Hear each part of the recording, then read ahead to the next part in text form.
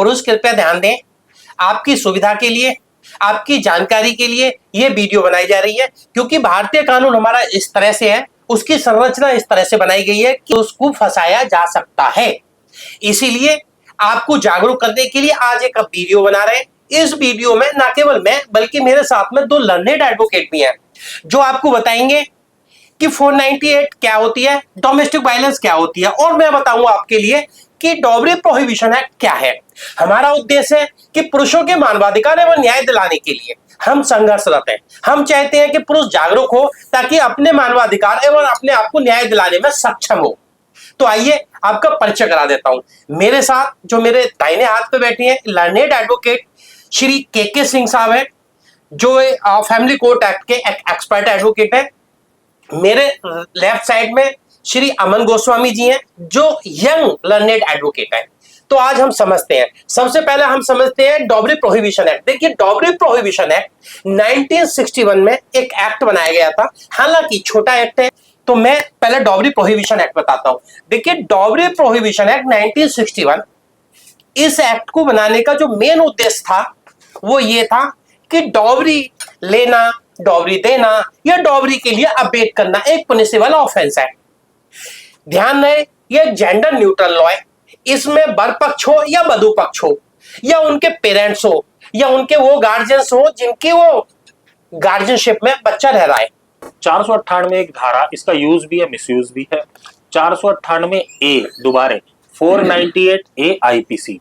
तो मेरा कहना यह है कि वुमेन जब भी कोई भी क्रुएलिटी एक औरत के, शादीशुदा औरत के अगेंस्ट होती है और जिससे उसके प्रभावित होके वो या तो उसे कोई इंजरी हो या वो सुसाइड की तरफ जाए, ये एक मैं स्पष्ट और छोटे में आपको समझाना चाह रहा हूं, उसकी तरफ जाए तो फॉल्स आती है 498। 498 कौन कर सकता है, मतलब ये होती किसके साथ है? सबसे पहली चीज, होती सिर्फ ये औरतों के साथ है। मींस कि कोई भी शादीशुदा औरत आपके उसके साथ हो रही है तो ही 498 ए अट्रैक्ट होगी। क्या वो आदमी कर सकता है? नहीं कर सकता। दूसरी चीज, कौन करता है इसे?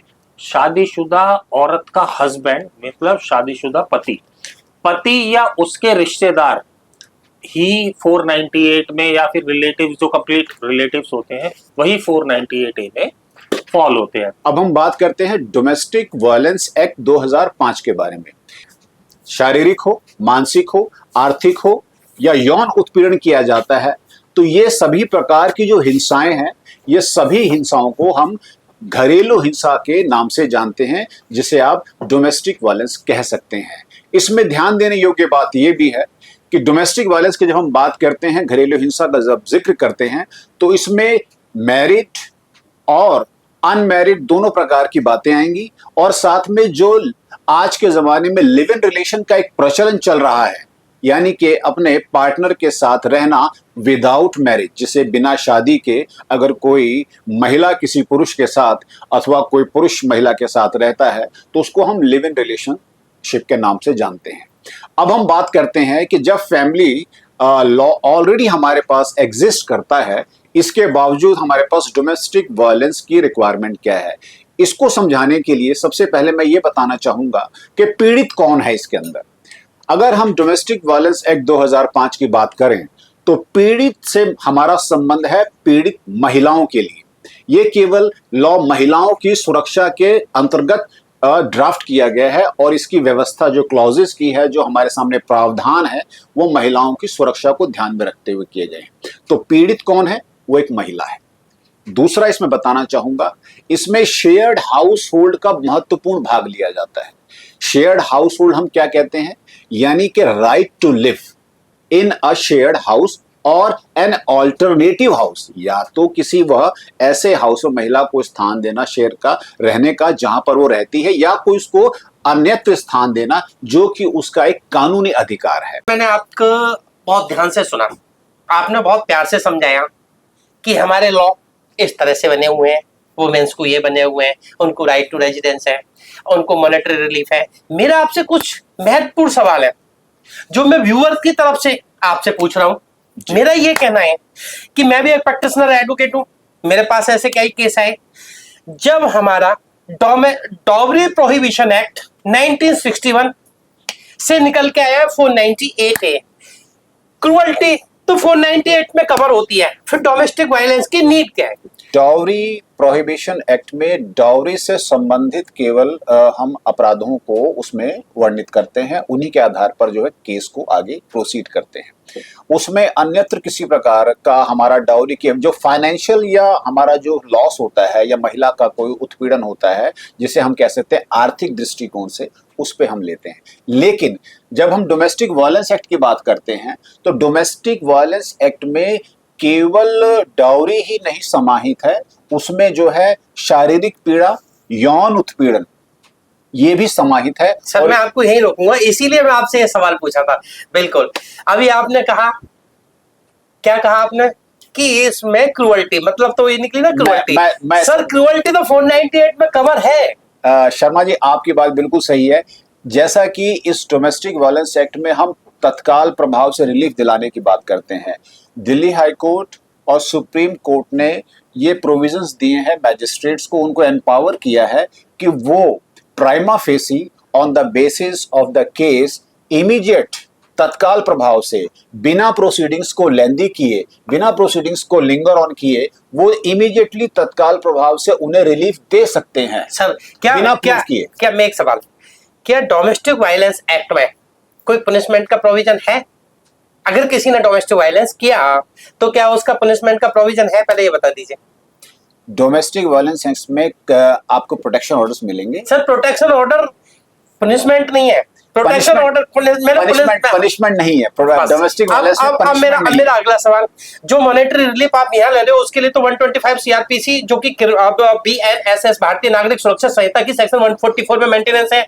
अब मेरा अगला सवाल, क्रुअल्टी तो 498A जो कि 85 और बीएनएस भारतीय न्याय संहिता की 85 में कवर हो रही है। बिल्कुल ठीक है। अब अगला सवाल, बच्चे की कस्टडी के लिए तो सिविल सूट्स अलग से हैं। मेरा ये कहना है कि कहीं ना कहीं पुरुष को एक जाल बनाया हुआ है, उसमें पुरुष को फंसा लेते हैं। जैसे कि डॉवरी से निकला है 498A, डॉवरी से निकला है डोमेस्टिक वायलेंस एक्ट।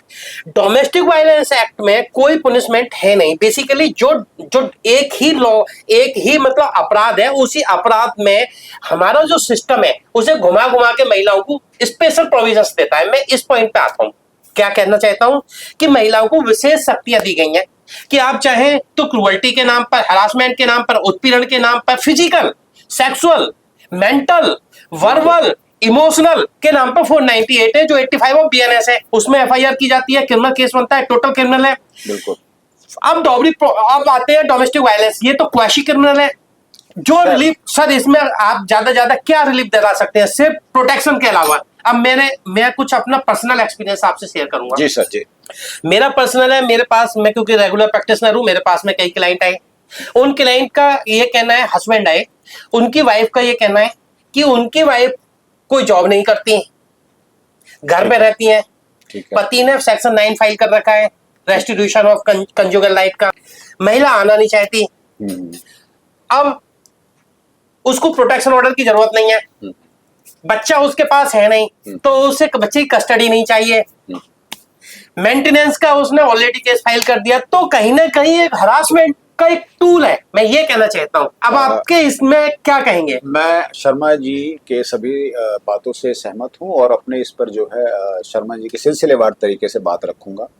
सबसे पहले ये बात सही है कि डोमेस्टिक वायलेंस एक्ट अपने आप में एक सिविल लॉ है, जिसे हम क्वासी क्रिमिनल कह सकते हैं, क्योंकि जो प्रोसीडिंग्स है वो सिविल लॉ के अंतर्गत ही इसमें प्रोसीड की जाती हैं। हाँ, अगर उन ऑर्डर्स का कंप्लायंस नहीं किया जाता तो ऐसी स्थिति में हम ये मानते हैं कि non compliance of any of the protection order और एनी मेंटेनेंस ऑर्डर और any financial order that can be treated. उसको हम कैसे ट्रीट करेंगे? एक नॉन कंप्लायंस अंडर सेक्शन 31, जिसको हम कहते हैं कि क्रिमिनल ऑफेंस में माना जाएगा। Magistrate has the power to decide the case on the basis. वो सिर्फ प्रोटेक्शन ऑर्डर पे, प्रोटेक्शन ऑर्डर्स। कृपया पहले आप ये बताइए कि अगर किसी महिला के अगेंस्ट में कोई क्रुअल्टी होती है तो क्या वो 498 में कवर होती है या नहीं? बिल्कुल होती है जी। कोई भी क्रूरता महिला के साथ, वैवाहित महिला के साथ, उसके पति या ससुराल वालों या रिश्तेदारों में, पति मतलब ससुराल की तरफ से, ससुराल वाले रिश्तेदारों की तरफ से की जाती है, तो वो 498A में आती है। जहां तक मैं लॉ को समझ पाया हूँ वो ये है कि वुमेन्स को इतनी विशेष पावर, इनकी विशेष शक्तियां दी गई हैं लॉ में कि वो चाहें तो क्रुअल्टी के नाम पर केस रजिस्टर करा सकती है, लेकिन पुरुष के अगेंस्ट में जो क्रुअल्टी होती है तो क्या वो केस करा सकता है? पुरुष के लिए तो कोई कानून ही नहीं ना सर। Exactly. पुरुष के लिए ऐसी कोई धारा नहीं है कि वो जाके कहीं केस रजिस्टर्ड करा ले, या ऐसी भी कोई संस्था नहीं है जो उसकी मदद कर दे कि उसे कहीं पुलिस प्रशासन से रिलीफ मिल सके, first of all. Second thing, अगर जो मैं इन्हें AK शर्मा जी को ये बहुत बताना चाहूंगा कि अगर जो पुरुष के लिए बना है तो सिर्फ झेलना, पीड़ित होना, हरेस होना। भी यही कहना था कि कहीं ना कहीं पुरुषों को प्रताड़ित करने का एक टूल है या नहीं है? आप मानते हैं इस बात को? बिल्कुल सर, टूल। ये बताइए क्या ऑफेंस में भी कोई जेंडर देखा जाता है? नहीं। तो इसमें तो देखा जा रहा है जब एक शादी करता है कोई व्यक्ति तो इस उम्मीद से करता है कि उसे परिवार आगे बढ़ाना है, ऐसा नहीं करता कि पत्नी के साथ में मारपीट करेगा या पत्नी मतलब शादी करेगा इस ग्राउंड पे कि भैया मुझे तो पत्नी को आके पीटना है, मारना है। पत्नी को तो आपने इतना विशेष प्रोविजंस दे दिया, क्रुअल्टी के नाम पे 498 और डोमेस्टिक वायलेंस दोनों जा सकते हैं। तो पति के अगेंस्ट में जो क्रुअल्टी होती है वो फिजिकल भी होती है, वो मेंटल भी होती है, वो वर्बल भी होती है, वो इमोशनल भी होती है। तो पुरुष कहां जाए? इसके लिए आप बताइए, कोई प्रोविजन है? और सर अगर जो आपने तो कहा मेंटली फिजिकली होती है, बट अगर जो वो रिटर्न में भी हो और वीडियो में भी हो तो पुरुष कहीं जा सकता है क्या सर? नहीं जा सकता। यही तो मैं कह रहा हूं सर। बस वो अगर जो औरत जाती है तो अपना बचाव दिखा सकता है, बट मतलब पुरुष के लिए तो कोई कहीं ना कहीं में ये लॉ पे पूरी स्टडी करने के बाद में आया, पुरुष हमेशा डिफेंस मोड पे ही रहता है क्योंकि पुरुष के पास तो ये प्रोविजन है ही नहीं कोई भी। सर सारे दरवाजे बंद है, सारे दरवाजे बंद किए हुए हैं। पुरुष के कौन कितने अतुल सुहास है? अतुल सुहास का क्यों आया? क्योंकि वो एक बड़ा इंजीनियर था, एक हाई प्रोफाइल केस था तो सबने सुन लिया। ऐसे कितने अतुल सुहास हुए हैं? सर कितने अतुल होंगे जो अपने आप को रोज इन चीजों से पीड़ित होकर सुसाइड की तरफ जा रहे होंगे, या जो आज मेंटली इतना परेशान हो चुके होंगे कि रोजमर्रा के जीवन को ढंग से जी नहीं पा रहे होंगे।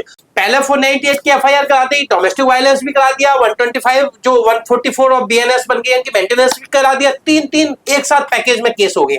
उसके बाद में क्या हुआ? फिर पुरुष पर दबाव बना, पुरुष ने वो सेटलमेंट कर लिया।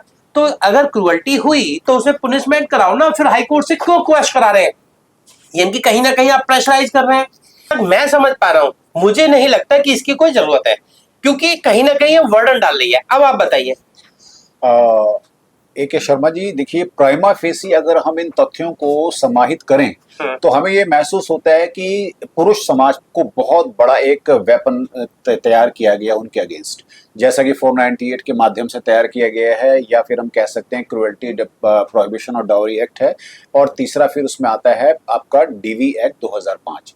प्राइमा फेसी इन चीजों को अगर हम देखें तो it all looks like a weapon which is being used against men in the society। जब मैं सर एक सेकंड रुकूंगा। एक ऑनरेबल सुप्रीम कोर्ट की एक जजमेंट है, उसमें भी ये कहा है कि may be used as a legal terrorism. Exactly, I can recall that also. आपने जो बोला मैं इस बात से सहमत हूं, क्योंकि ये आज सुप्रीम कोर्ट अगर इस पर अपनी कमेंट्स करता है, रूलिंग देता है, टिप्पणी करता है, तो इसका मतलब भारत का सर्वोच्च न्यायालय ये समझ रहा है, मान रहा है कि आज जिन कानूनों को हमने रक्षात्मक दृष्टिकोण से बनाया था, समाज को हमने दिया था, आज उनका दुरुपयोग चरम सीमा पर है। अल्टीमेटली इस नतीजे पे आता हूं, ये जेंडर वाइज लॉ है क्योंकि पुरुष हमेशा डिफेंस मोड में रहता है। हम आपसे हाथ जोड़ के निवेदन करके कहना चाहते हैं कि आप न्याय सेवा दल को सहयोग करें। न्याय सेवा दल बायस लॉ के अगेंस्ट एक मुहिम चला रहा है। उस मुहिम पे भारत सरकार से हम ये निवेदन करना चाहते हैं कि कानून में बदलाव करें, एक समान कानून हो। यदि कोई भी अपराध करता है, चाहे वो जेंडर के मेल हो या फीमेल हो, उसको सजा देनी चाहिए। जेंडर के आधार पर कोई भेदभाव नहीं करना चाहिए। धन्यवाद।